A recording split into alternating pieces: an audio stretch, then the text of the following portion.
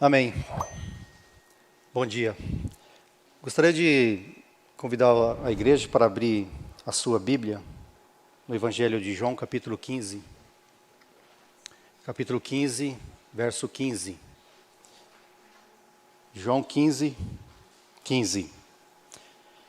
14 diz assim, verso 14: Vós sois meus amigos, se fazeis o que eu vos mando. Já não vos chamo servos, porque o servo não sabe o que faz o seu senhor. Mas tenho-vos chamado amigos, porque tudo quanto ouvi de meu Pai vos tem dado a conhecer. Mais uma palavra, livro de Epístola de Hebreus, capítulo 4. Hebreus 4, versículo 12. Diz assim: Porque a palavra de Deus é viva e eficaz, e mais cortante do que qualquer espada de dois gumes, e penetra até o ponto de dividir alma e espírito, juntas e medulas, e é apta para discernir os pensamentos e propósitos do coração. Sabe, irmão, essa semana eu e cada um de nós, abrindo a sua rede social, você viu lá muitas coisas sobre a Páscoa. Muitos homens de Deus colocando ali versículos onde lembra da Páscoa. E tinha muita coisa mundana ali também que a gente viu. E aí eu fiquei pensando o que compartilhar num domingo como esse, com a igreja e com os irmãos, né? E eu cheguei à conclusão de que vou falar do ensino de Jesus. O que Jesus ensinou quando ele começou o seu ministério? Todos nós sabemos ali que quando João Batista sai de cena e entra Jesus, e João Batista ele pregava sobre o reino. Ele chamava aquelas pessoas ao arrependimento e falava sobre o reino, que o reino estava próximo, o reino estava chegando. E aí Jesus entra em cena com o seu ministério, sua pregação, e o que ele iniciou falando? Sobre o reino. Então ele não mudou nada do que vinha a história. E aí eu fiquei meditando, falei, onde é que o Senhor ele achou, que inspiração que ele teve, o que ele leu, o que ele buscou para começar os seus ensinos, né? Os seus ensinamentos. Aí meditando e pesquisando, ele buscou no Senhor, ele buscou em Deus, ele buscou na palavra. Ele não falou nada diferente do que está na palavra. Eu creio que quando ele começou a ler ali a Torá, ali como sendo aqueles 5 primeiros livros da Bíblia, ele se viu ali na palavra. Ele se encontrou ali na palavra.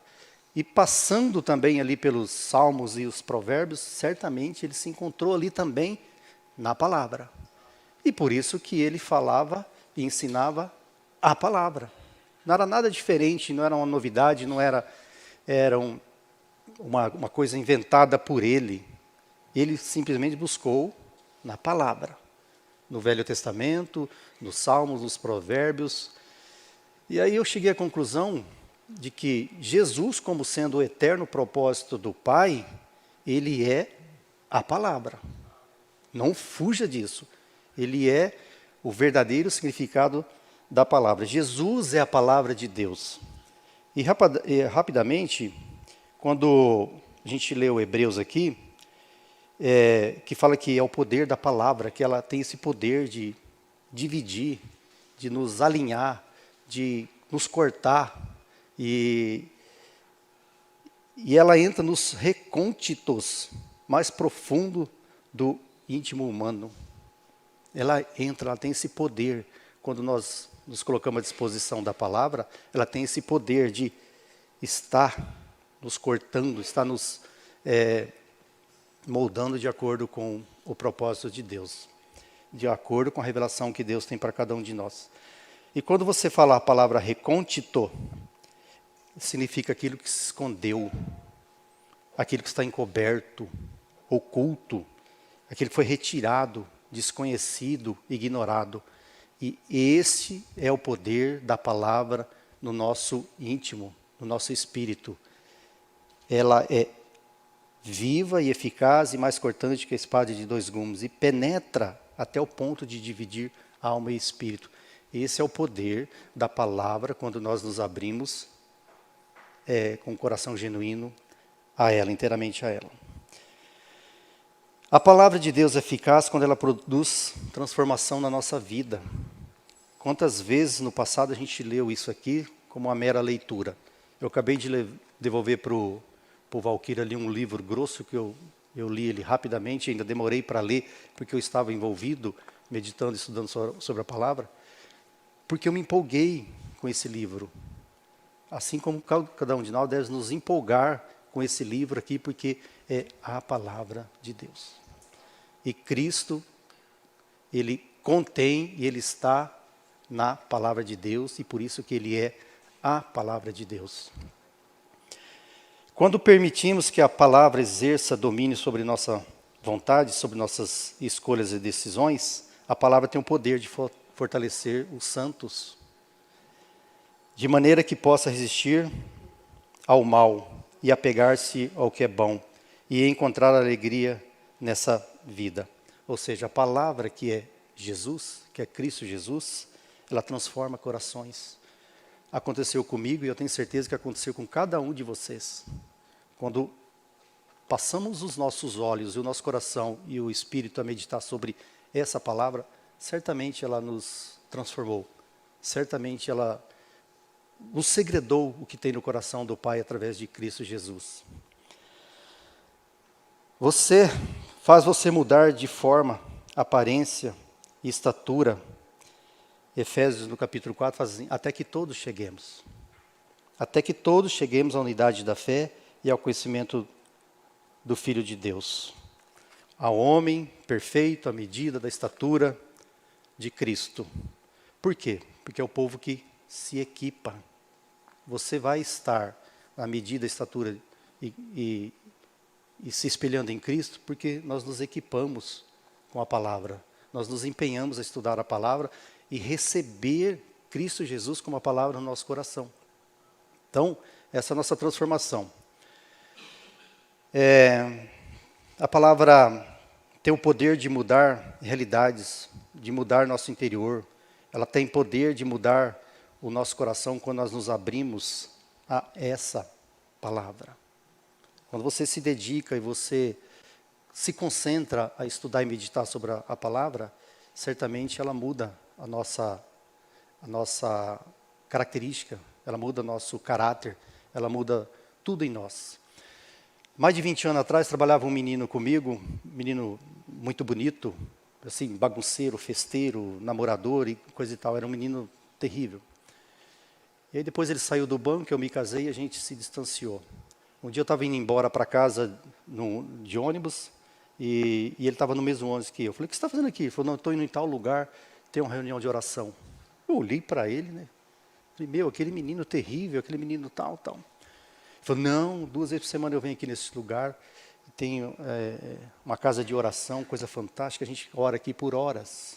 Eu falei, meu Deus do céu.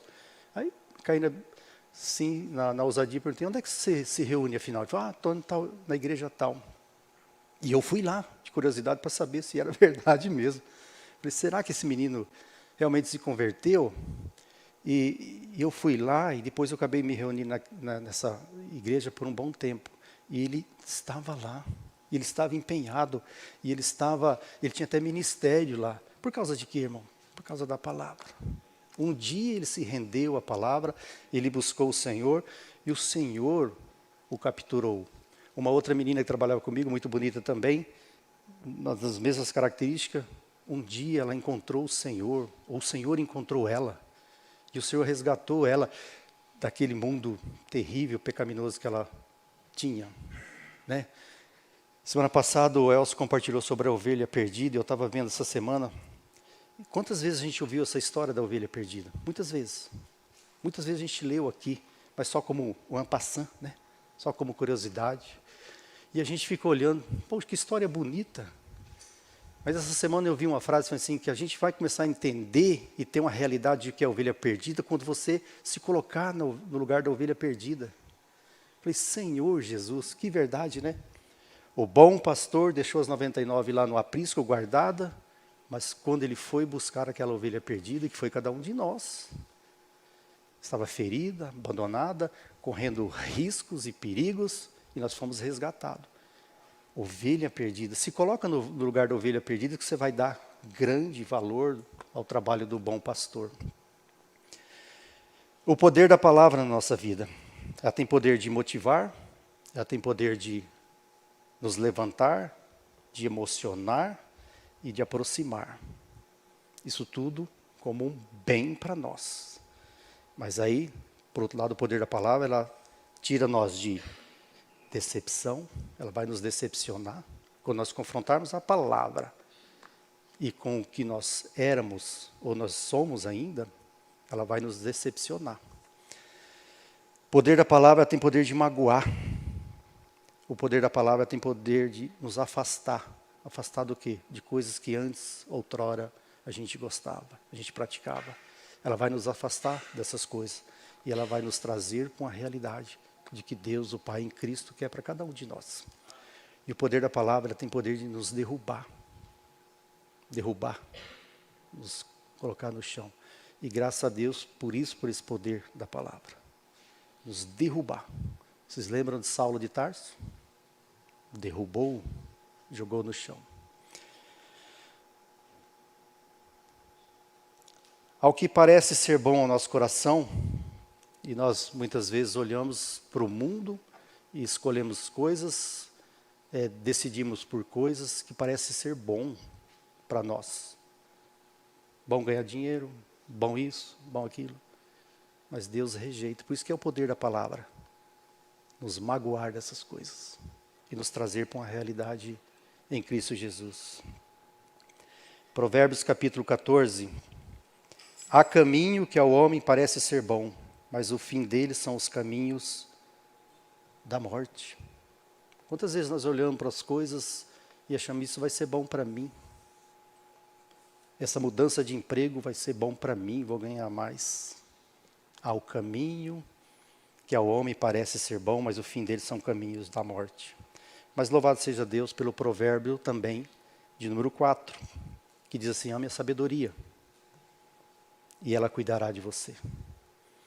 Tem um irmão que sempre fala assim, qual que é a diferença entre conhecimento e sabedoria? Praticamente nenhum. Somente usar com sabedoria o conhecimento que você tem. Ame a sabedoria, e ela cuidará de você. Poder da palavra. Às vezes nós falamos assim, tal coisa que eu vou fazer não dá nada não. Isso é irrelevante. Ninguém está vendo. Não é roubo. É só um desvio, um pequeno furto. Isso antigamente era pecado. Hoje, com a modernidade, com as novidades, não mais. Isso não causa consequência nenhuma, né? Eu trabalho num banco há muitos anos e eu já vi gente ser mandada embora por causa de centavos. E também já vi gente mandada embora por causa, ser penalizado por causa de um valor maior. Não é nada. Isso não é nada. É um mero centavo. Um mero clips que eu peguei da minha empresa e levei para casa. Pequeno furto. Isso causa um dano. Ontem à noite a gente estava meditando, estudando aí sobre o pecado de Acã.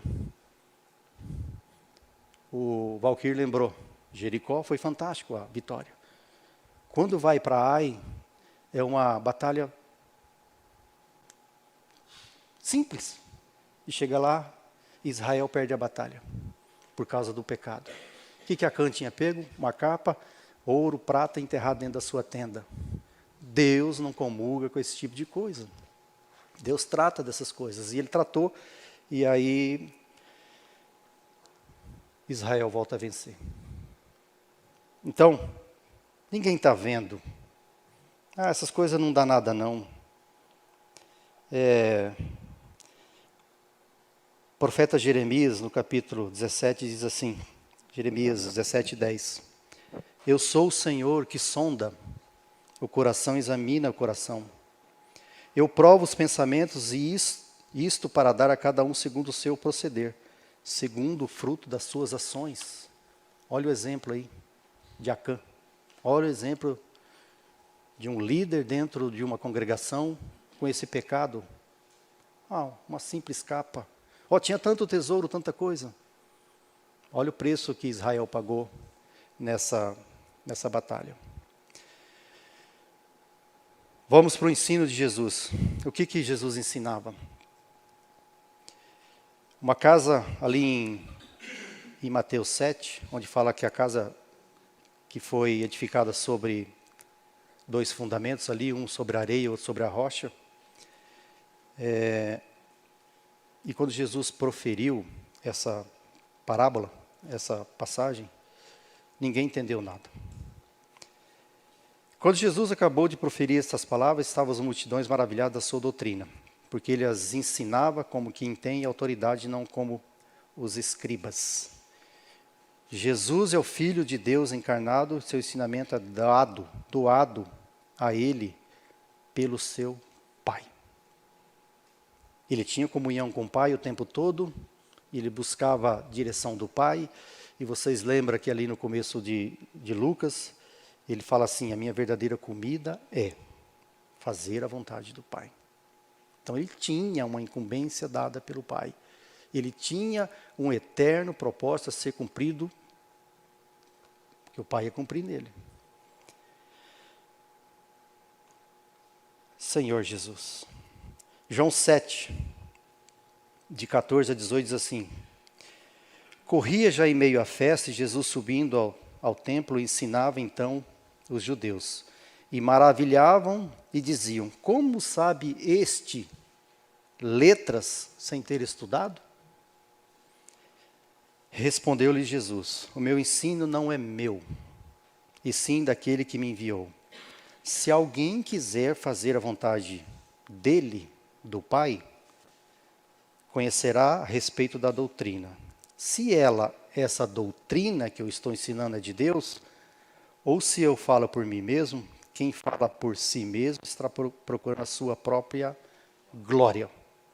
E ele falou e repetiu isso diversas vezes. Eu não procuro a minha própria glória, mas eu procuro manifestar e revelar a glória que eu tenho recebido do Pai.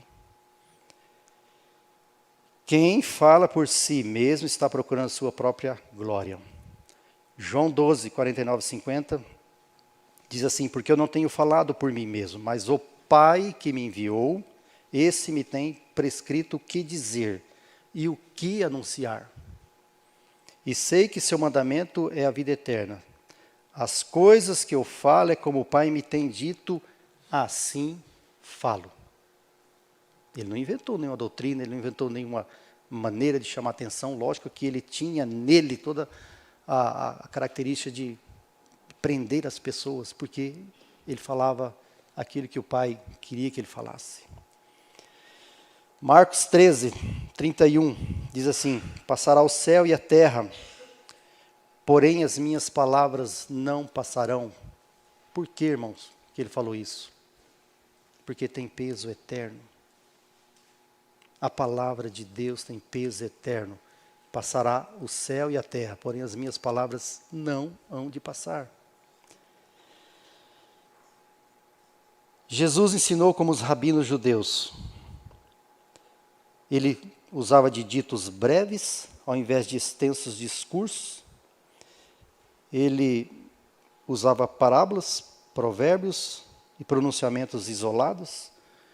Levava os discípulos e os ensinava. Quando eles tinham dúvidas, que quando ele falava para as multidões, eram as multidões, e os discípulos estavam no meio das multidões.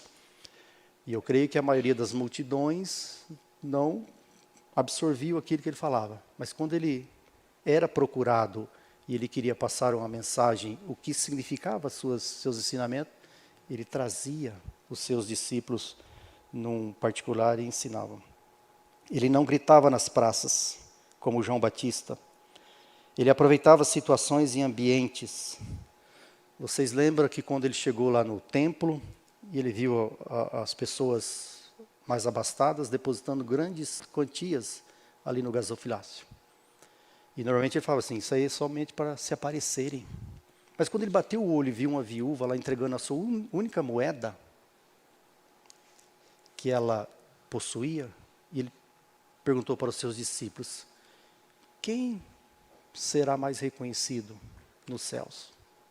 Certamente aquela viúva, porque ela depositou tudo que ela tinha, a única coisa que ela tinha, ela depositou aos pés do Senhor.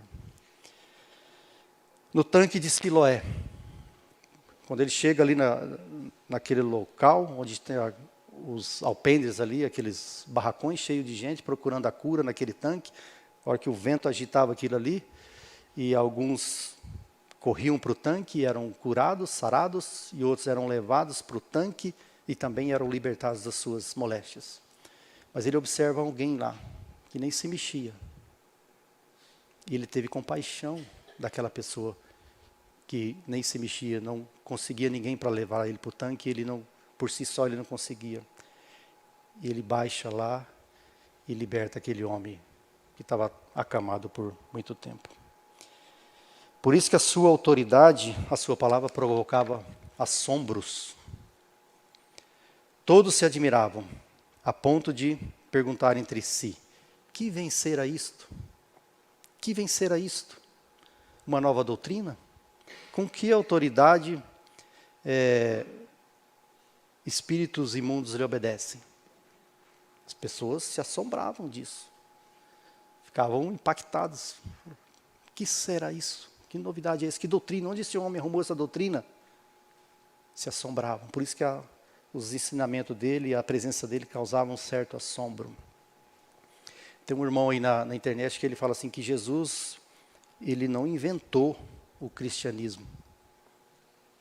Depois, as pessoas que inventou o cristianismo, né? Ele é a palavra, ele é o Filho de Deus. Eu não concordo muito com esse irmão aí não, mas é que daí você fica pensando, cristianismo, budismo, islamismo, todas essas coisas vêm, né? Mas, João 7:45 diz assim, quando os guardas vão buscar Jesus para ser preso, a mando das autoridades ali, e os guardas vão e voltam sem ele. E as autoridades perguntam assim, por que não o trouxeste? E os guardas responderam, jamais alguém falou como este homem. Ele falava com quem tem autoridade. Jamais alguém falou como este homem. Eles foram tomados de assombro na presença dele. Ele era encantador, fica imaginando. Um homem divino, um homem que tinha a presença do Pai o tempo todo com ele. Então, pessoas batiam de frente com ele, se assombravam, porque não tinha o que fazer, o que falar, como reagir, como agir diante da presença dele. Mas alguns dos seus ensinos eram enigmáticos, exigindo raciocínio, e muitas vezes ele falava, quem tem ouvidos para ouvir, ouça. Imagina quando ele diz lá em Mateus 11, verso 12, desde os dias de João Batista até agora o reino dos céus é tomado por esforço, e os que se esforçam se apoderam do reino. As pessoas imaginam, o que isso quer dizer? O que quer dizer esse esforço? Hoje nós sabemos o que significa o esforço. É você realmente se esforçar para tomar posse desse reino. Enigmático. Mateus 13, quando fala da parábola do semeador, rapidamente eu vou só ver alguns versículos, irmãos. 13, verso 4, assim, o semeador, e ao semear, uma parte caiu à beira do caminho. Verso 5, outra parte caiu em solo rochoso. Verso 7, outra caiu entre os espinhos. Verso 8, outra, enfim, caiu em boa terra e deu fruto. A 100, a 60 e 30 por um. Quem tem ouvidos para ouvir, ouça. Imagina quando ele falou essa palavra ali para as multidões ficou pensativa, sem entender nada. E aí ele volta para casa com os seus discípulos e os próprios discípulos perguntam: o que significa essa parábola? Por que ele fala por parábolas? E ele diz assim, ó: porque a vós outros é dado a conhecer os mistérios do reino dos céus, mas aqueles, as multidões, não lhe é isso concedido, porque vendo não veem, e ouvindo não ouvem, e não entendem. E eu estava estudando isso aqui, falei assim, onde é que ele arrumou isso, né? Onde é que o Senhor arrumou isso? Aí a referência bíblica ela dá para Isaías 6. Isaías 6, quando o profeta Isaías tem uma revelação do céu, do trono de Deus, logo no início ali ele fala assim: ai de mim, que sou homem pecador, impuro de lábios. Então ele se lamenta porque ele viu a glória do Senhor. E ele fala assim: eu mereço a morte. Mas mesmo assim, ainda diante de um homem desse que confessa seu pecado, a sua pequenez, Deus ainda pergunta que precisa de alguém para ser enviado. E o profeta se coloca na brecha e fala: envia-me a mim. Então Deus disse ao profeta: vai e diz a este povo, ouvi, ouvi, e não entendais, vede e vede, mas não percebais. Torne sensível o coração deste povo, os ouvidos e fecha-lhes os olhos, multidões. A palavra só vai ser revelada para aquele que a buscar, aquele que desejar, aquele que quiser, aquele que tiver boa intenção no seu coração. A palavra profética, ela cerra os olhos e o caminho de Deus para os rebeldes, os orgulhosos e os hipócritas, mas abre o caminho para os surdos, os cegos, os humildes e pobres. Mateus 11, 25 diz assim: graças te dou, ó Pai, Senhor do céu e da terra, porque ocultaste essas coisas dos sábios e dos entendidos e as revelaste aos pequeninos, porque assim foi do seu agrado. Eu não sei vocês, irmão, mas eu já tive experiência de compartilhar e conversar com pessoas que pegam a Bíblia assim, não conseguem nem ler. Não tem leitura, não tem estudo, não tem escola, não tem, lê com maior dificuldade um simples versículo, a sequência de um versículo. Lê assim, palavra por palavra. Mas quando essa pessoa vai compartilhar e falar do Senhor, é algo impressionante. É algo que nos cora de vergonha. Tem um entendimento impressionante. A gente, muitas vezes, por anos estudando, não temos o discernimento que essa pessoa que é iletrada tem. O que é isso, irmão? Porque o Pai ocultar essas coisas dos sábios e dos entendidos e revelaste aos pequeninos. Eu lembro quando eu comecei a me reunir e eu vi o livro O Homem Espiritual do Otmani, volume 1, 2 e 3, fui lá e comprei. Eu queria ser um homem espiritual. Eu preciso disso aí, eu quero ser um homem espiritual. O primeiro livro eu li todo, o segundo fui até na metade e eu não encontrei nenhuma maneira lá de ser um homem espiritual. O terceiro volume está lá no plástico, até hoje não abri. Mas por quê? Porque não é dessa maneira que o Pai trabalha. O Pai habita naquele pobre e humilde de coração. O Pai oculta as coisas dos sábios entendidos. Vocês lembram de Saulo de Tarso, um homem mais letrado e entendido da lei do que Saulo de Tarso? Deus não usa pessoas assim. Deus usa vasos vazios. E Deus precisava esvaziar Saulo de Tarso para colocar Paulo no lugar.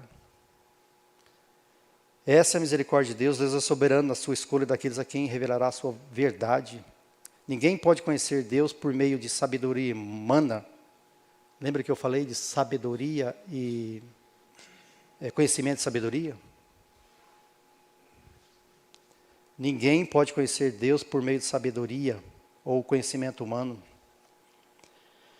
2 Timóteo capítulo 4, verso 25, diz assim: prega a palavra, insta, quer seja oportuno, quer não, corrige, repreende, exorta com toda longanimidade e doutrina. O que está dizendo aqui? Em toda e qualquer situação, boa ou má, a palavra deve ser proclamada, deve ser falada.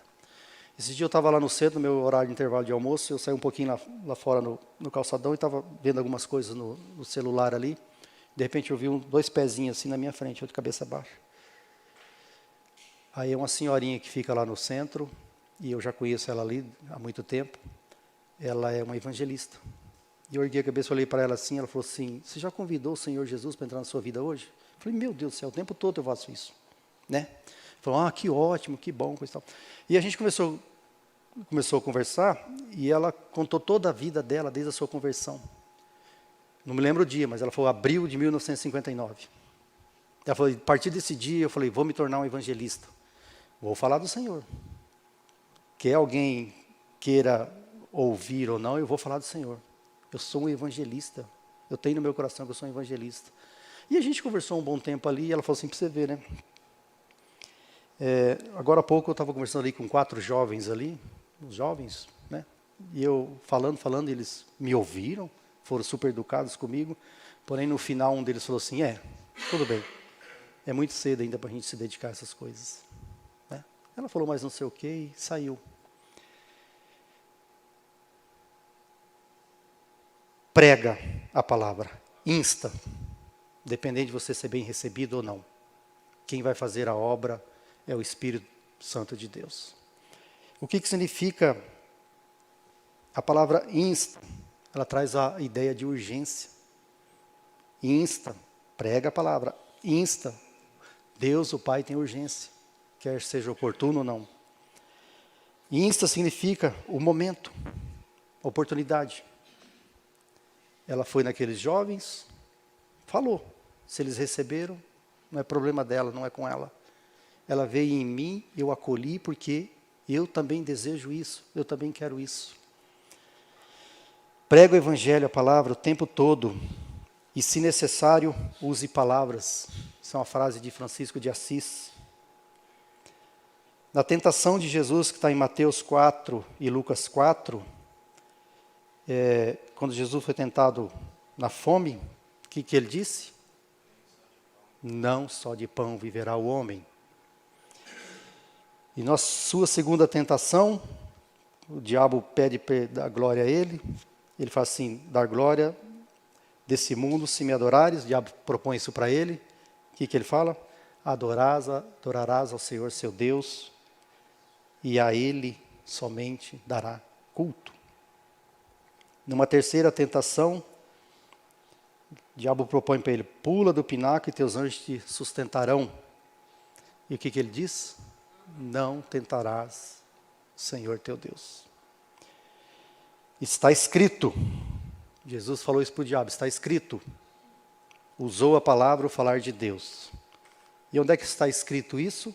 Que Jesus não criou nenhuma novidade, não buscou nenhuma inspiração em si mesmo. Da onde é que ele buscou? Da palavra. E onde é que está escrito isso? Que Jesus falou para Satanás? Deuteronômio capítulo 8. Não só de pão viverá o homem. E ele te humilhou e te deixou ter fome no deserto, mas te sustentou com maná que tu não conhecias, e nem teus pais. Jesus usou essa referência. Para que entenda que não só de pão viverá o homem, mas de que tudo que procede da boca do Senhor viverá o homem. Salmo 91 também diz isso, não tentarás o Senhor teu Deus. Por isso que Jesus falou para Satanás, está escrito, não tentarás o Senhor teu Deus. Deuteronômio capítulo 6, ao Senhor teu Deus temerás a Ele e servirás. A proposta de Satanás era que Jesus se prostrasse a Ele e o servisse. Mas Jesus falou, está escrito, não tentarás o Senhor teu Deus, temerás a Ele e servirás. Não seguirá outros deuses. Se Jesus por um momento se propõe a isso, estava seguindo outros deuses. Porque o Senhor teu Deus é Deus zeloso no meio de ti, para que a ira do Senhor teu Deus não acenda contra ti. Está na palavra, irmãos. Nada que nós devemos falar ou pregar por aí deve fugir da palavra. Porque a palavra é uma pessoa. A palavra é Jesus Cristo. Não fuja disso. Não fuja disso. Judas capítulo 1, quando o diabo está perguntando acerca do corpo de Moisés para Miguel, e olha que Miguel é a autoridade dos querubins. Ele tem uma miríade de anjos à sua disposição. É um dos maiorais dos arcanjos. O que Judas fala? Não proferiu, ele não se atreviu juízo contra o diabo, mas disse: o Senhor te repreenda. Buscou na palavra, a autoridade que tem na palavra. Nem mesmo Miguel teve ousadia de buscar algo fora da palavra. Está escrito. João 7 diz assim: quem crer em mim, como diz a Escritura, do seu interior fluirão rios de água viva. Isso aqui é uma referência do capítulo 4 de João, da mulher samaritana, né? Aquela mulher foi buscar água naquele poço, encontra o Senhor, e o Senhor mesmo que causou aquela situação, porque ele queria falar com aquela mulher. João 4,10 diz assim: se conheceres o dom de Deus e quem te pede, dá-me de beber, e tu lhe pedirias, e ele te daria água viva. Quem crer em mim, como diz a Escritura, do seu interior fluirão rios de água viva. Sabe o que significa esses rios? Significa grande abundância, que beneficia não somente os crentes, os próximos que estão perto, mas também alcança os que estão ao redor. Mulher samaritana, ela volta para casa e conta toda a história que Jesus revelou para ela, quem ela era, o que ela era, o que ela praticava, o que ela tinha praticado e praticava. E ela voltou para a cidade. E ela contou essa história para as pessoas. Falou: encontrei um homem que falou tudo a meu respeito. Quem eu fui, quem eu sou. Ele falou tudo, sem eu nunca ter visto esse homem. E a cidade se impressionou com essa história. E ela propôs para eles, verso 29, 4:29. Diz assim: vinde comigo e vede o homem que me disse tudo quanto tenho feito. E eles foram. Eles não se converteram por causa do testemunho dela, mas eles foram ter com a palavra, foram ter com ele. Saíram, pois, da cidade e vieram ter com ele, como diz a Escritura. Isaías 12 diz assim: tu orarás naquele dia. Eis que Deus é minha salvação. Confiarei e não temerei. Vós com alegria tirarei água das fontes da salvação. Foi com essa alegria que essa mulher recebeu essa água. Como diz a Escritura, Jesus não está falando nenhuma novidade. Ele está citando o profeta Isaías. Tu orarás naquele dia. Tu orarás naquele dia e tirareis água das fontes da salvação com alegria. Isaías 44, verso 3 diz assim: porque derramarei água sobre o sedento e torrentes sobre a terra seca. Derramarei o meu espírito sobre a tua posteridade e minha bênção sobre teus descendentes. Água sobre abundância, alcança, nos salva, nos limpa, nos purifica. Do seu interior fluirão rios de água viva. Isaías 58, verso 11. Serás como um jardim regado e como um manancial cujas águas jamais faltam. João 5:24. Em verdade vos digo, quem ouve a minha palavra e crê naquele que me enviou tem a vida eterna. Não entra em juízo, mas passou da morte para a vida. Está na palavra. João 14:23. Se alguém me ama, guardará a minha palavra. E meu Pai o amará. E vivemos para ele e faremos nele morada. Sabe, irmão, num domingo, uma manhã de domingo como esse, né, a gente viu tanta mensagem e e olhamos para essas mensagens dos dizeres do Senhor que está na palavra com relação a cada um de nós. E eu já me perguntei muitas vezes, será que eu valho tudo isso? Será que o preço que o Senhor pagou por cada um de nós, eu mereço? Muitas vezes eu já falei, não sou digno, Senhor. Hoje eu não repito mais isso, mas de vez em quando a gente ouve algum outro irmão falar sobre isso. Que preço, que valor que nós temos para o Senhor. Esse domingo de manhã, onde nós falamos sobre a Páscoa, e tem muitos dizeres, muitas palavras bonitas, e graças a Deus por isso. E aí nós perguntamos, que valor que eu tenho para o Senhor? Tem uma frase de Agostinho de Hipona, aquele teólogo, pregador que viveu do ano 350 e morreu 430 depois de Cristo. Ele diz assim: queres saber o teu valor? Ou queres saber quanto tu vales? Olhe para a cruz. Queres saber quanto tu vales? Qual que é o teu valor? O que você significa para Deus, o Pai? Olha para a cruz. Você vale um Deus crucificado. É isso que você vale para Deus. É isso que Deus, o Pai, em Cristo, através da palavra, nos revelou e nos dá essa garantia. O teu valor é um Deus crucificado. Amém?